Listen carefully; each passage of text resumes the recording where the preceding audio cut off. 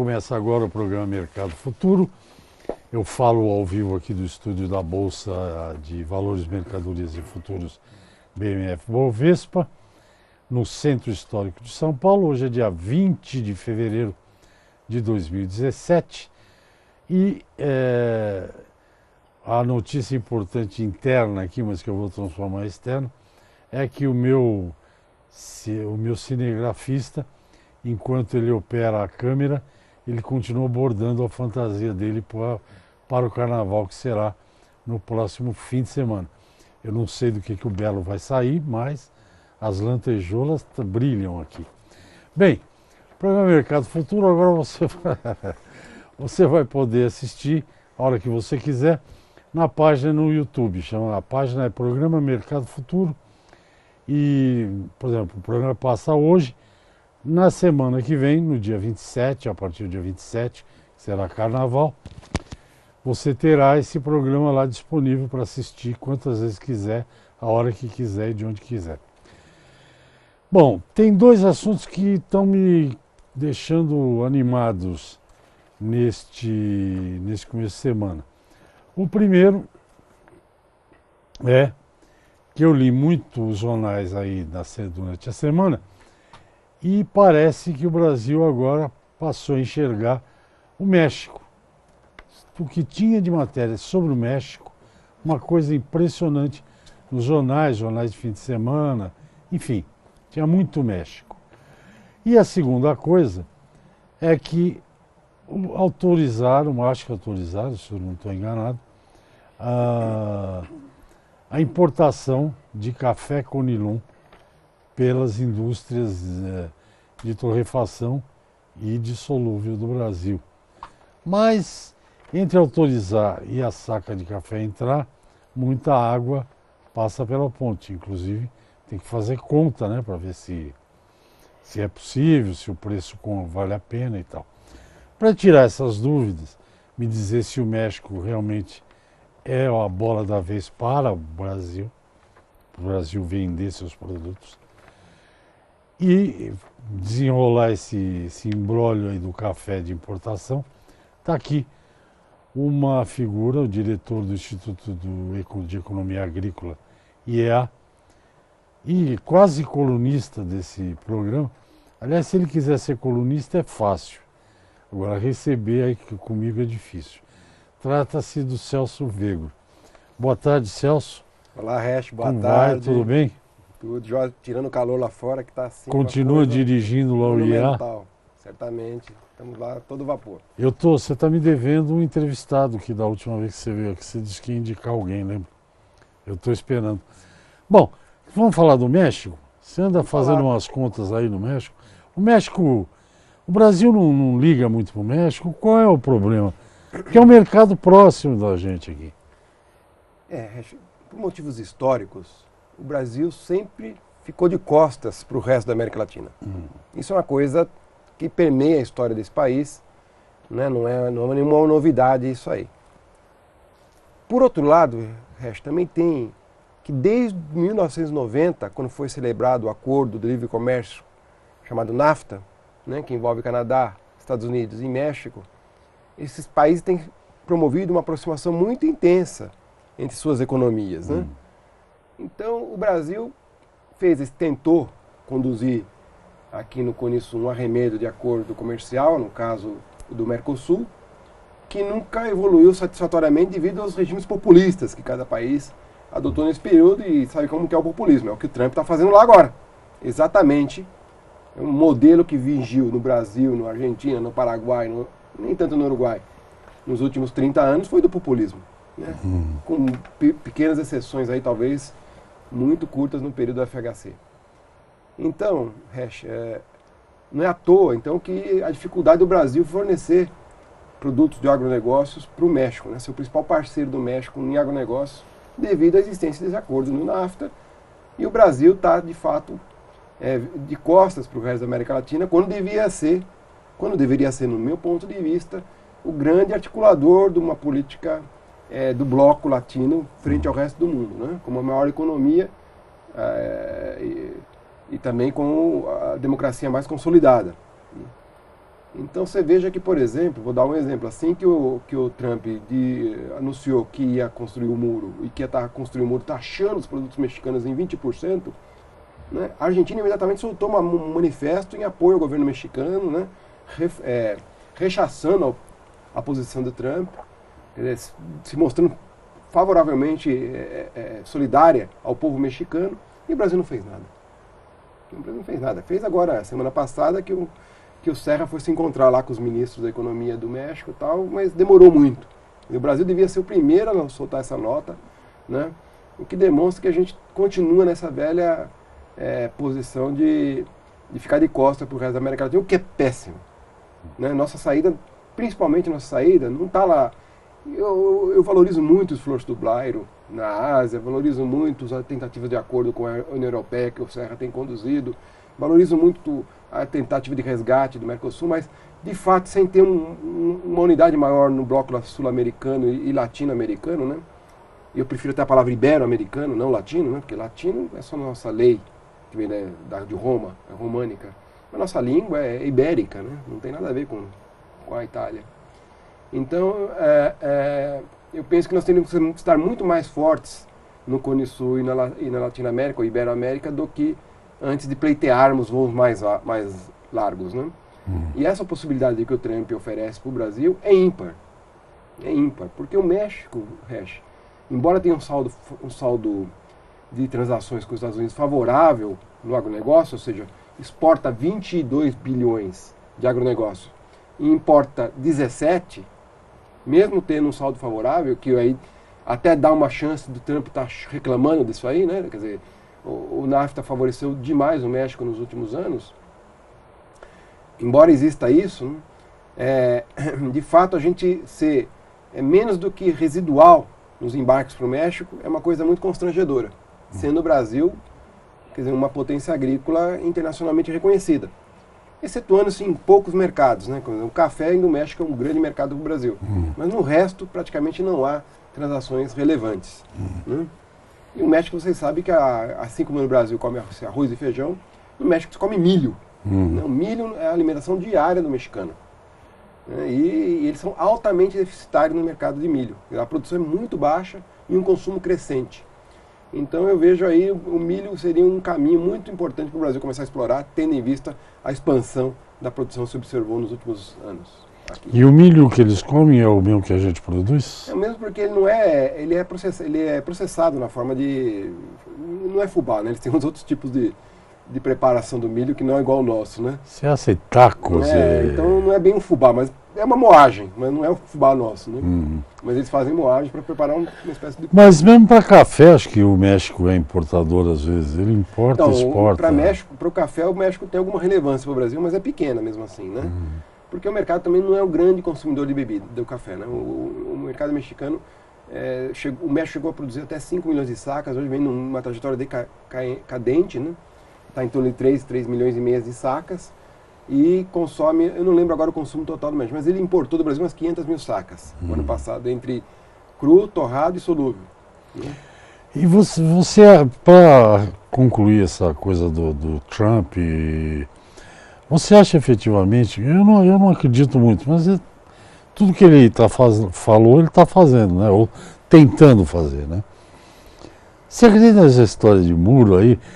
Eu acho, a minha visão é a seguinte, Celso. Os mexicanos tomaram um tranco com esse negócio de muro, vai pagar o muro, não sei o que e tal. E eu acho que mesmo que isso não se torne realidade, o México vai se abrir um pouco para outros países. Você tem essa sensação parecida? Não tem dúvida, quer dizer, surgiu a desconfiança, né? Quer dizer, aquela unidade que havia antes com o governo Obama, né, ali na região, ali, capitaneado pelo Obama, né, isso ruiu. Né? Então a desconfiança é enorme.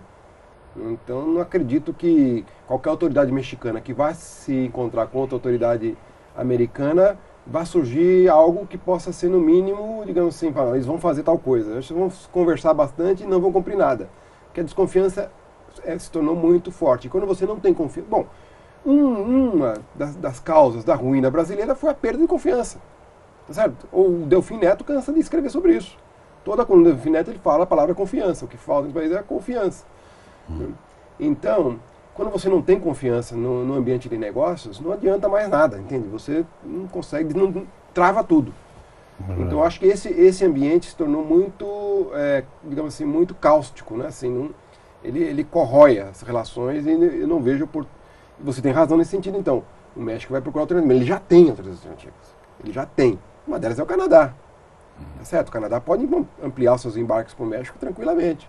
E outra, a Argentina, que tem uma posição dentro do mercado mexicano em agronegócios muito superior ao do Brasil. Mesmo contando o café brasileiro, que a Argentina não vende café.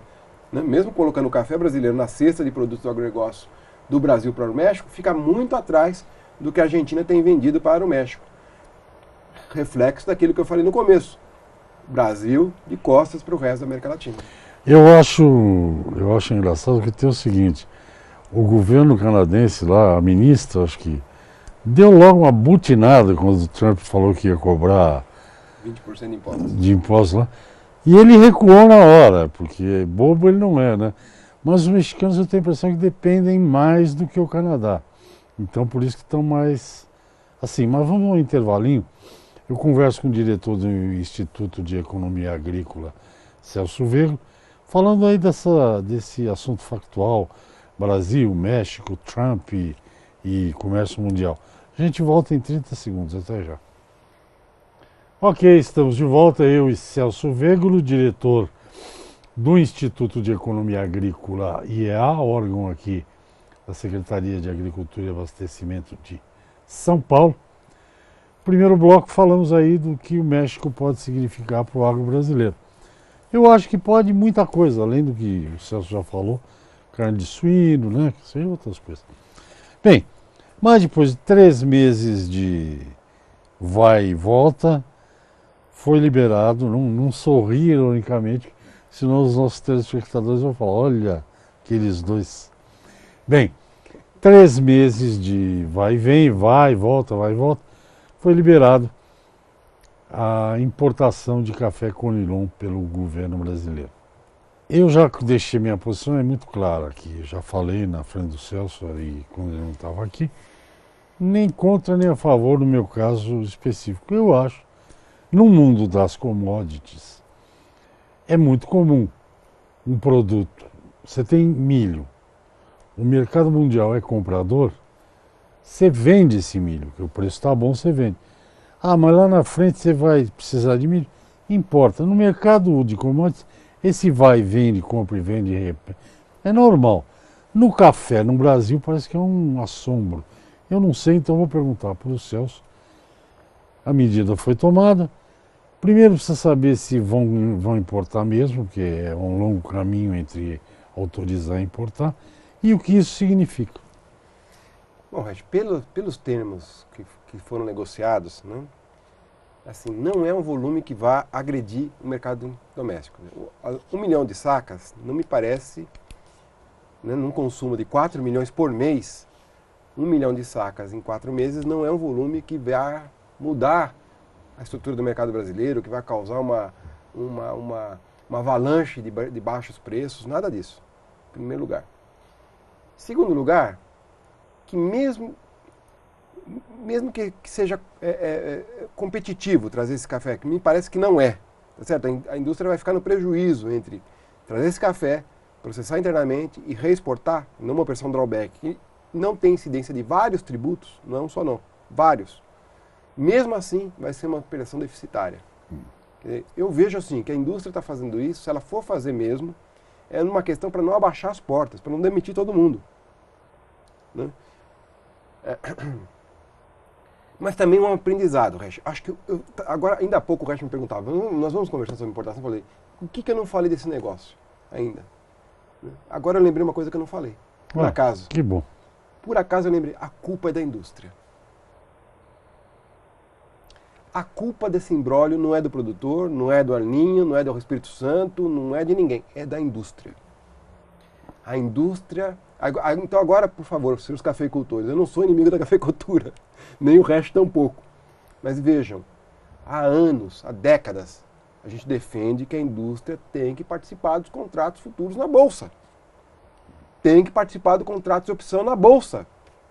tem que fazer opções públicas no governo federal. Tem que fazer tem que estruturar essa cadeia de uma forma mais profissional. Quem regula seus negócios por preço, como é o caso da indústria do café, está sujeita a essa dificuldade momentânea. Então, por que isso não acontece no frango? Por que isso não acontece no eucalipto? Por que não acontece no tabaco? Porque tem contrato. Porque os negócios são feitos na base de contratos, onde se especifica o preço que vai pagar pela matéria-prima e a qualidade do produto e a data que vai receber. Seja eles virtuais, como são aqui na Bolsa, ou formais, como é a integração vertical na avicultura, integração horizontal na viticultura. Ou então faz que nem as indústrias de suco, verticaliza. O pomar é meu, o processo é minha laranja, não compro de ninguém. Tá certo? A indústria vai lá e planta seu cafezal. A Native planta seu café orgânico. Ela tem a produção orgânica de cafezais deles mesmos. Então, a culpa disso tudo, Resch, é da indústria. Eles têm que evoluir. O setor de café está há 170 anos, né, trabalhando no mercado spot. Mercado do preço do dia. Esse é o jeito que eles trabalham. E esse jeito não funciona nos tempos modernos. Com mudança climática, Resch, com o aumento do consumo desenfreado. Quer dizer, qual produto agrícola que sobe 2% ao ano no mundo? Nenhum. Só café. Nem chocolate não cresce isso aí. Tá certo? Nem o cacau. A laranja, inclusive, está caindo 2% ao ano. Né? Mesmo a carne, as carnes também não estão com essa bola toda. Então, é um produto muito dinâmico no mercado internacional, é um produto muito susceptível às mudanças climáticas, é um produto que tem uma bienalidade no Brasil muito forte, é um produto que você, digamos assim, circula internacionalmente um circuito muito amplo de negociações envolvendo uma imensidade de países, ou seja, nós estamos muito amador ainda no agronegócio café. Nós defendemos uma posição de agronegócio, mas a indústria, enquanto não pensar em contratos, nós vamos estar sujeitos a essa situação de momentaneamente ter que ser favorável a uma política de importações, mesmo reconhecendo que do jeito que ela foi desenhada, não deve trazer prejuízo para a cafeicultura, para a formação de preço no mercado interno. Essa é a minha expectativa, que isso não venha a acontecer, mas a gente vai monitorar e se acontecer um mudo de posição, no dia seguinte eu venho aqui gravar um programa, foi um erro, nós erramos, os preços caíram, os produtores foram prejudicados, os cafeicultores. Eu faço o pacto consigo aqui, Resch. Minha expectativa é que isso não aconteça, porque numa operação de drawback, nós sabemos que 20% da matéria-prima tem que ser nacional, que é o arábica, que não vai ser importado nesse momento. Quer dizer, está se falando muito do robusta. Então, os 1 milhão de sacas geraria uma demanda adicional de 200 mil sacas de arábica, o que deve manter os preços firmes. Entende? Então, eu não vejo que isso vá causar uma ruptura na formação de preço. Ao contrário, vai estimular uma elevação de preço que todo mundo vai se beneficiar. E, ao mesmo tempo, Resch, assim que entrar a primeira saca de café no Porto de Santos, que eu acho que vem por aí mesmo, né? Deve entrar por Santos, imagino que sim. Esse café que os deputados capixabas dizem que existe deve começar a aparecer. Tá certo? Porque, bom, se está chegando café, estamos na boca da safra, deve aparecer desses estoques que estão escondidos. Aí a Conab fala em 2 milhões e 100, os deputados capixabas falam em 4,5. Então, existe uma diferença de mais de 2 milhões e quase 2 milhões e meio de sacas. Né? Então, se tem tanto café assim, quando chegar primeiro um barco, o navio descarregar aqui no Brasil, provavelmente esses estoques vão ser desovados e vai mostrar de fato quem está certo. Se é a estatística capixaba ou se é a estatística da Conab. Ok, boa explicação, né? Interessante. Me cansei, viu? Me cansei.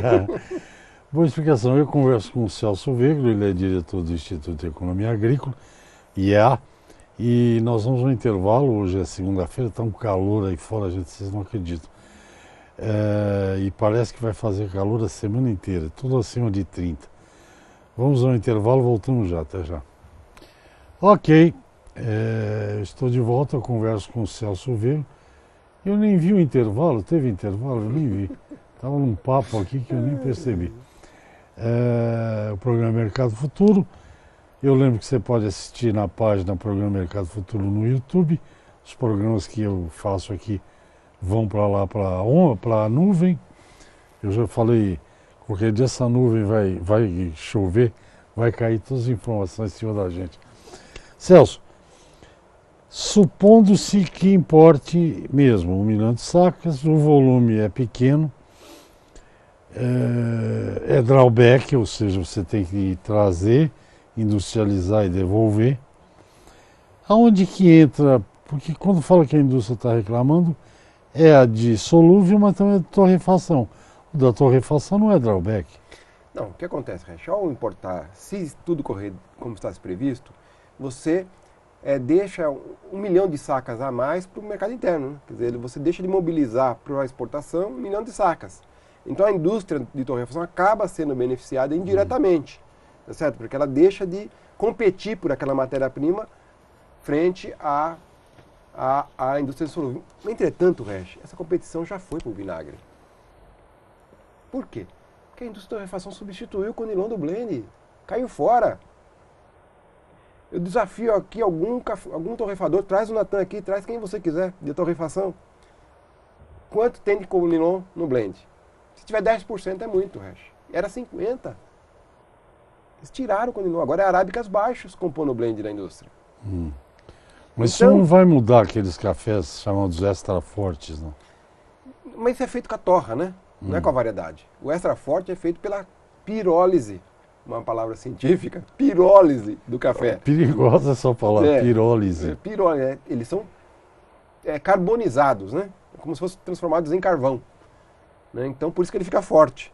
Mas deixou de ser café. Fica intragável, na minha opinião. O café forte nada mais é... Bom, mas isso aí é um problema da indústria. Isso é outra história. Isso é outra história. Quer dizer, a indústria usava 50% de conilon e 50% de arábica. Hoje ela está usando 50% de arábica... Não, 80%, 90%. 80% de arábica e 20% de varrição. Aquela... Não, é tudo arábica, mas arábicas baixas, né? E pouquíssimo conilon quando acha para pôr. Né? E não vale a pena pôr, porque o arábica baixo está mais barato do que o conilon para blendar. Então isso, quer dizer, essa explosão de preço, quando você tem esses momentos de... sai da curva o preço, que é o caso que aconteceu com o conilon, quer dizer, o que é sair do preço, Resch? Se você pegar a longo prazo, você vai ver que uma saca de arábica equivale mais ou menos a 2 de conilon. Essa é a relação histórica. Quando isso deixa de acontecer, ou seja, quando uma saca de conilon chegou a valer mais do que uma saca de arábica, tá certo? Há uma disruptura nessa paridade. E isso motiva várias estratégias. Uma delas foi essa, tira do blend conilon. Né? E a indústria tirou. Então hoje, de fato, nem há competição pelo conilon. Porque a indústria tirou do blend. Quando eu falei aquilo que vai chegar a 1 milhão de sacas de fora e vai permitir que a indústria se abasteça com esse grão, na verdade isso não é verdadeiro, porque ela saiu do blend. Né? Os arábicas baixos estão fazendo o blend hoje da indústria de torrado e moído. E recuperar esse mercado agora vai ser um longo trabalho da cafeicultura capixaba. Ela vai ter vai ser difícil recuperar isso agora. Né? Ou seja, só com uma grande safra que não é expectativa para o ano que vem. Ainda não é para expectativa para o ano que vem. Uma grande safra é 18, 19. 17, 18 é uma safra pequena de conilon. Né? Então, eu acho que isso tudo é ruim para a cafeicultura, preços que deixam de se comportar dentro daquilo que é uma coisa esperada, por um lado. Por outro lado, a indústria sem seus contratos. E, finalmente, eu vejo assim que o drawback foi uma solução para que não demitisse, que a indústria não demitisse, não fechasse a porta, conseguisse fechar suas portas e conseguisse honrar contratos no exterior negociados antes que essa explosão de preço ocorresse. Então, tudo isso essa é a sopa dos assuntos que estão ali permeando a questão da importação. Tem uma linha de pensamento aí que defende, eu tenho quanto? 2 minutos, é isso? 5 minutos. Obrigado. Que o que devia ser feito, primeiro era mudar a maneira como o Brasil negocia café no mercado externo. Não há explicação para Nova York menos para o café brasileiro. E a segunda coisa que eu ouço falar bastante, não você, mas é que o que a indústria deveria fazer tem a ver com o contrato que você falou. era sim a indústria de torrefação de solúvel, ir para Rondônia, e mesmo para o Espírito Santo, evidentemente, e fazer contratos, incentivar o produtor a plantar mais conilon. É uma boa ideia, não é isso? Veja, Resch, Porque o crescimento do consumo do café no mundo é uma coisa espantosa, né? O Brasil, há muito tempo, já deveria ter se tornado na plataforma internacional de negócios em café. No cru, isso já é uma decorrência histórica. No torrado e moído, patina há décadas. Mesmo com milhões injetados pela Apex, Agência Promotora de Exportações, né, o Brasil se tornou um importador de café torrado e moído via cápsulas. Hoje o balanço comercial das exportações, do saldo da balança comercial do café torrado e moído é deficitário no Brasil, face à explosão nas importações de cápsulas. Né? E a exportação nunca passou de 30 milhões de dólares, uma coisa muito chinfrim, né? Quase desprezível no agronegócio café. Então, e no solúvel, onde nós tínhamos chance de manter uma liderança e até deixar os concorrentes bem para trás, há pelo menos 15 anos, mais ou menos 15 anos, que a gente não vê nenhuma nova fábrica sendo construída, nenhuma expansão de fábricas existentes, nada, quer dizer, uma coisa bem estagnada. Quer dizer, ele surge lá nos anos 60, vai até meados dos 80, 90 e para. E de lá para cá o que nós tivemos ao contrário, fechamento de fábrica, crescimento dos concorrentes internacionais, né? Então, o Brasil não conseguiu ainda estruturar uma forma de ser realmente o que aconteceu na soja, aconteceu no açúcar, aconteceu na carne bovina, está começando a acontecer no milho, né? Na celulose, né? O Brasil se tornando um país realmente condutor dos negócios envolvendo aquele produto. No café, embora toda a sua história e tradição, a gente não percebe isso. Então, aliás, o México tem um tamanho maior que o Brasil em solúvel, né? Ele tem capacidade instalada. Ele tem capacidade instalada similar à do Brasil, né? Que muitas fábricas foram construídas no México. Grande parte do café verde que o Brasil exporta é para virar solúvel no México. Quer dizer, o México faz o drawback que a gente deixa de fazer aqui. Vai fazer agora. Olha, mais um argumento que você está me lembrando que de fato é o que acontece. A gente não pode fazer drawback, mas o mexicano faz com o nosso café para abastecer os Estados Unidos, que se tiver 20% de barreira, vão se lascar.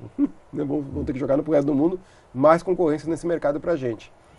Então eu vejo assim, Resch, que de fato no café a gente não foi criativo o suficiente para realmente transformar o Brasil numa plataforma mundial para negócios em café, o que não é difícil de fazer. Porque não é difícil de café. Você falou do negócio da Bolsa, Nova York. O cereja descascado já é comercializado como lavado no contrato C. Quer dizer, ele não tem mais esse... Tem deságio, mas não é o de 20 pontos, ou 20 centes, como é o natural. Agora, existe uma polêmica, né? Deve-se ou não deve-se criar um contrato em Chicago para café brasileiro? Sair da Bolsa Nova York e criar um mercado... Essa polêmica é difícil de sair de uma equação. Aparentemente seria uma coisa boa para o Brasil, não referenciar mais seus preços na produção colombiana. Entretanto, também teria uma autofagia desse mercado. A gente estaria dividindo a liquidez desse mercado, o que não é bom para a formação de preços. Uma formação de preços que reflita mesmo as condições de oferta e demanda, tem que ter uma grande liquidez. A hora que você parte essa liquidez em dois mercados, provavelmente a formação de preços vai ficar com viés e vai prejudicar principalmente a produção. Tem coisa, nosso tempo está acabando já. O assunto é complexo. Isso fica para uma... Você quase não vem aqui, quando você tiver um tempinho, a gente fala isso. É curioso, mas é assim, por exemplo, soja, o preço é feito em Chicago, e o Brasil e a Argentina acho que produzem mais do que os Estados Unidos, juntos. Café é Nova York, açúcar também é Nova York, o Brasil é um maior produtor, mas isso a gente discute um outro dia. Tá bom? Ok, Resch. Muito obrigado pela presença. Eu agradeço. Vamos acompanhando essa coisa, agora vamos ter que acompanhar se vai chegar café ou não. Celso Veiga, diretor do Instituto de Economia Agrícola, Mercado Futuro, dia 20 de fevereiro. E o carnaval está chegando, hein, gente? Até o próximo programa. Tchau, tchau.